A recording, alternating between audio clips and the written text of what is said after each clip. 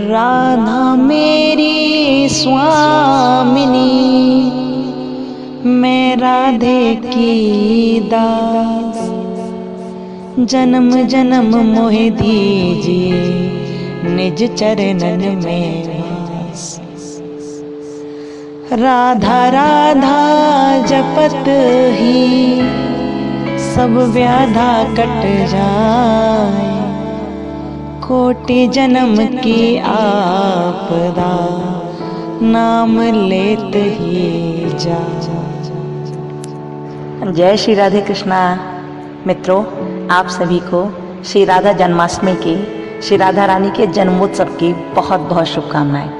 हाँ मित्रों, आज ही के दिन श्री राधा रानी ने इस धरातल पर अवतार ग्रहण किया था।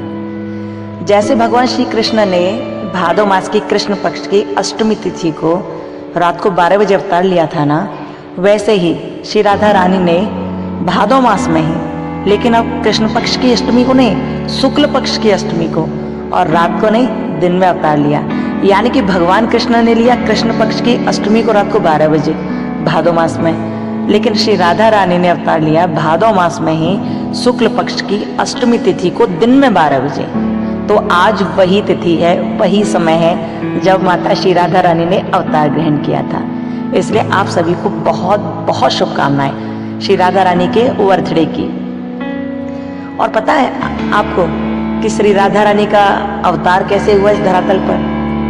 इतना आपको पूरी तरह से पता होगा, सभी को हम जानते हैं कि श्री राधा रानी बरसाने के वृषभानु जी और माता कीर्ति की प्यारी सी गुड़िया मानी जाती हैं, प्यारी सी कन्या मानी जाती हैं। लेकिन उनके यहाँ वो किस प्रकार से आए, कैसे उनका जन्म हुआ वहां पर, इसके बारे में हम लोग जानेंगे। ठीक है, तो आप ध्यान से सुनना।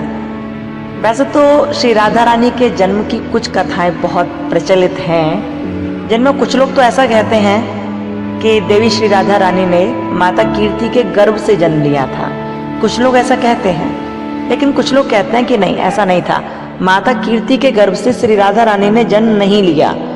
माता कीर्ति के गर्भ में तो उस समय वायु विराजमान थी, वायु भरी हुई थी। देवी राधा नहीं थी उनके गर्भ में उस समय।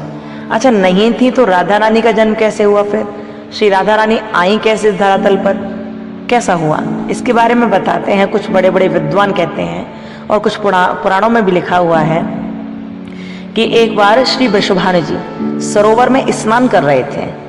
अब देखिए, यहाँ पर भी दो बात रुकती हैं। कुछ लोग कहते हैं सरोवर में, कुछ लोग कहते हैं यमुना नदी में। तो जब सरोवर में वो स्नान कर रहे थे तो उनके पास तो उस टाइम तक कोई कन्या नहीं थी, और कन्या के लिए वो बहुत ज्यादा विकल थे, कन्या के लिए बहुत ज्यादा उत्सुक थे। वो चाहते थे कि उनके यहाँ भी कोई प्यारी सी कन्या हो। और जब उत्सुक थे तो सरोवर में स्नान कर ही रहे थे।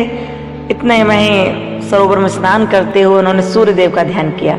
जैसे स्नान कर लेते हैं ना, तो सूर्य देव तो सामने आकाश में होते हैं, तो हम लोग भी वहाँ प्रणाम करने के लिए खड़े हो जाते हैं। जल में जब कहीं तीर्थ स्थान पर जाए, नदी में जाए स्नान करें, तो फिर सूर्य देव को देखते प्रणाम करते हैं ना। ऐसे ही वृषभानु जी सूर्य देव को प्रणाम कर रहे थे। और जब प्रणाम कर रहे थे तभी उनके मन से कुछ बात निकलने लगे, मन से आवाज निकलने लगे कि सूर्यदेव, सबके यहाँ कोई ना कोई कन्या है, लेकिन मेरे यहाँ कोई कन्या नहीं है। मैं भी चाहता हूँ कि जैसे और घरों के लोग अपनी कन्याओं को अपने हृदय से लगाकर घूमते हैं, क्योंकि एक कन्या ही ऐसी होती है जो अपने पिता को सबसे अधिक चाहती है, सबसे ज्यादा चाहती है। ऐसा होता है ना मित्रों कि एक बेटी के लिए उसके पिता से ज्यादा कोई बड़ा हीरो नहीं है। वो अपने पिता को सबसे बड़ा हीरो मानते, दुनिया का सबसे बड़ा हीरो। सबसे ज्यादा प्यार वो बेटी अपने पिता से ही करती है। ऐसा ही तो होता है ना। वृषभानु जी सोच रहे थे कि सबके घर कन्या है, मेरे यहाँ कन्या नहीं है। मैं क्या करूं भगवान, कुछ ऐसा करो जिससे मेरे यहाँ भी कन्या हो। और जब ये कहा वृषभानु जी ने सूर्य देव से, तभी एक बड़ी एकदम कुछ अलौकिक बात हुई। वहां एक ऐसी विचित्र घटना घटित हुई जिसे सुनकर आप लोग शायद थोड़ा सा आश्चर्यचकित हो जाएंगे। वृषभानु जी तो सूर्य देव से वंदना कर रहे थे, लेकिन तभी अचानक से उनकी कमर से आकर कुछ टकरा गया।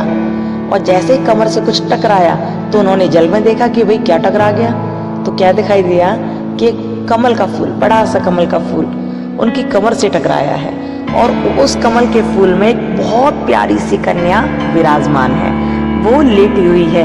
अब इतनी सुंदर कन्या को देखा उस कमल के फूल में, तो वृषभानु जी ने उठा लिया उस कन्या को, हृदय से लगा लिया। अब वृषभानु जी ने सबसे पूछा, भैया किसकी कन्या है ये, इस जल में किसकी कन्या है, किसने कमल के फूल में इस कन्या को छोड़ दिया, कौन है भैया इसका पिता। सबसे पूछा, आसपास जो लोग खड़े थे सबसे पूछा, लेकिन सब ने मना कर दिया कि ये हमारी कन्या नहीं है मुखिया जी, हम नहीं जानते, हमारी कन्या ये नहीं है, हम इतना पता है बस, हम नहीं जानते किसकी है ये, लेकिन हमारी नहीं है। और जब ये कहा तो वृषभानु जी सोच रहे थे कि क्या करूं, समझ नहीं आ रहा, कन्या को अपने साथ ले जाऊं या यहीं छोड़ जाऊं, क्योंकि यदि ले गया और ये कन्या किसी और की हुई तो बहुत सारी परेशानी आ सकती है, और नहीं ले गया यहाँ से मैं और कन्या यहीं रही तो भी बड़ी दिक्कत आ जाएगी, क्या करूं, समझ नहीं आ रहा। अब वृषभानु जी चाहते तो हैं कि मैं कन्या को साथ ले जाऊं, क्योंकि इतनी प्यारी सी कन्या है और उन्हें तो वैसे भी कन्या चाहिए थी। बार बार सोचने लगी क्या करूं क्या ना करूं। इतने में ही आकाशवाणी हुई, और आकाशवाणी में कहा गया, वृषभानु जी ये किसी और की कन्या नहीं, ये कन्या आपकी ही है, इस कन्या ने धरातल पर आपके लिए ही अवतार ग्रहण किया है। और हाँ, ये कोई साधारण कन्या नहीं है, ये माता लक्ष्मी की अंश स्वरूपा है, ये माता लक्ष्मी ही है।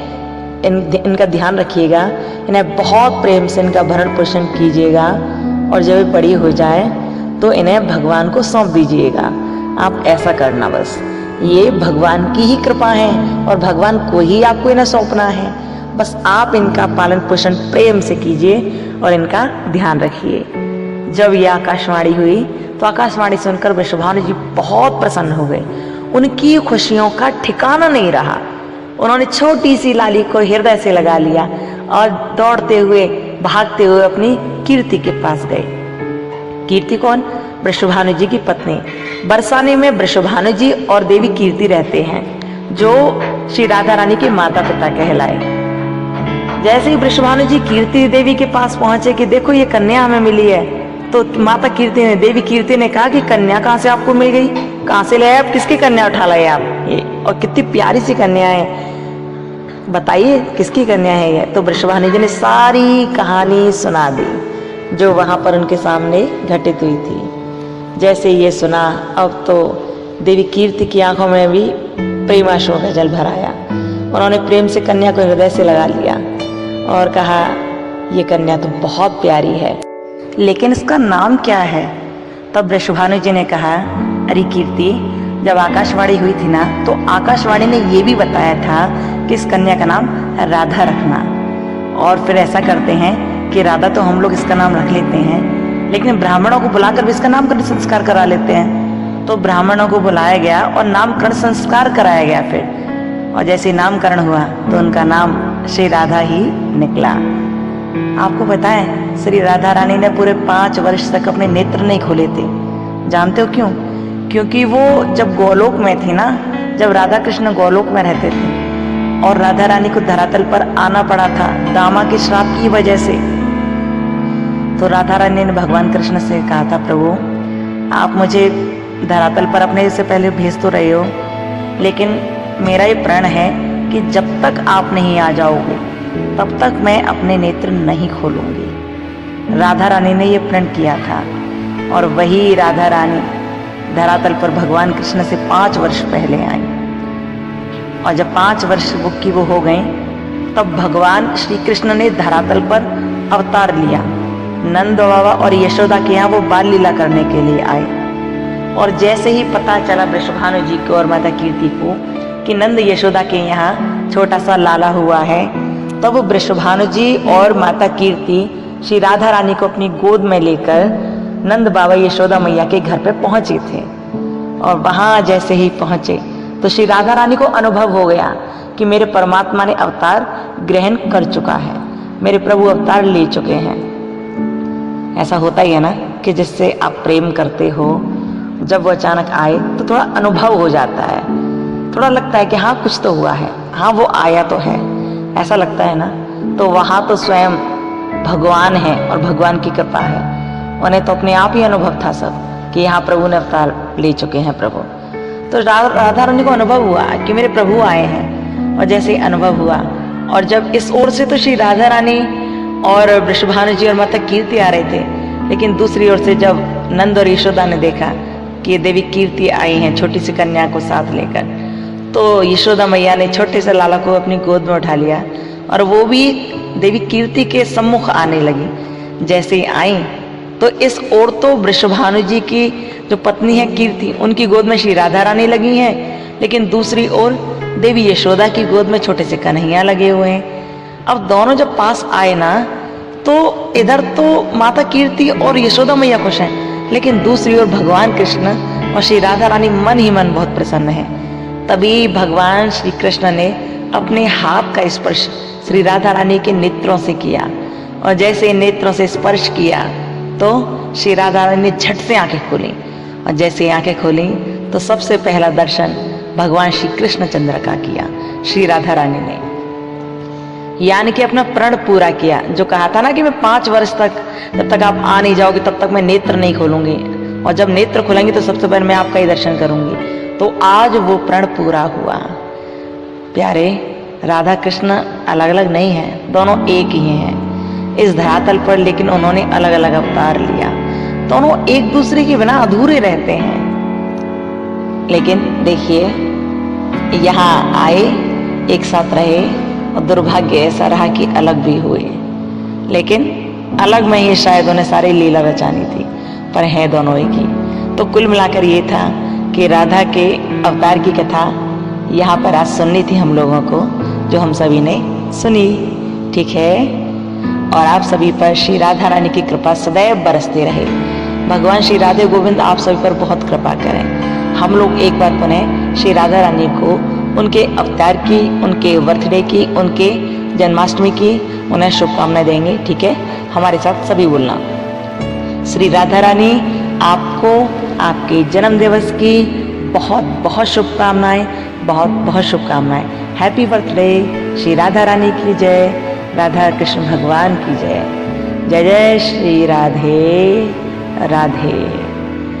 राधा तुम बड़ भागिनी, कौन तपस्या की, 3 लोक के संपदा, सो राधा के आधीन। बोलो राधा रानी सरकार की जय हो। बोलो बांके बिहारी लाल की जय हो।